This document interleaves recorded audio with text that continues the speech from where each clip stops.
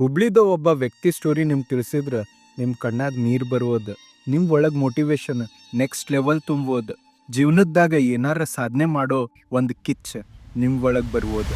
ಶ್ರೀಹರ್ಷ ದೇವರೆಡ್ಡಿ ಇವ್ರ ಲೈಫ್ ಭಾಳ ಸಾರ್ಟೆಡ್ ಇತ್ತು. ಇವ್ರು ಒಂದು ಆರ್ಗನೈಸೇಷನ್ದಾಗ ಮ್ಯಾನೇಜರ್ ಆಗಿ ಕೆಲಸ ಮಾಡ್ತಿದ್ರ. ಫೈನಾನ್ಷಿಯಲಿ ಭಾಳ ಸ್ಟ್ರಾಂಗ್ ಇದ್ರ. ಪರ್ಸ್ನಲ್ ಲೈಫ್ದಾಗ ಹ್ಯಾಪಿ ಇದ್ರ. ಇವ್ರಿಗೆ ಸೂಪರ್ ಬೈಕ್ಸ್ ಮೇಲೆ ಭಾಳ ಆಸಕ್ತಿ ಇತ್ತು.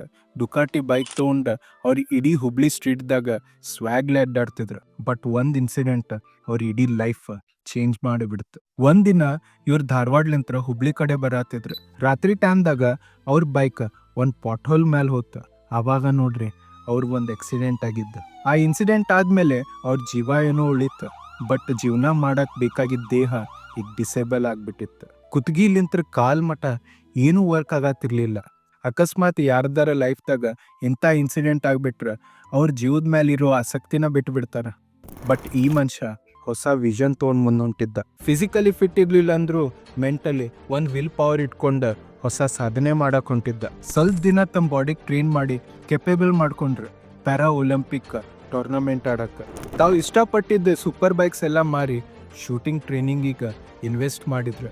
2013ದಾಗ ಆಗಿದ್ದ ಆ ಇನ್ಸಿಡೆಂಟ್ ಅವ್ರ ಲೈಫಿಂದ ಎಂಡ್ ಇರಲಿಲ್ಲ. ಸೆಕೆಂಡ್ ಚಾಪ್ಟರಿಂದ ಹೊಸ ಬಿಗಿನಿಂಗ್ ಇತ್ತು. ಪ್ಯಾರಾ ಒಲಿಂಪಿಕ್ ಗೋಲ್ಡ್ ಮೆಡಲಿಸ್ಟ್ ಆಗೋ ಹೊಸ ಅಧ್ಯಾಯ ಇತ್ತು.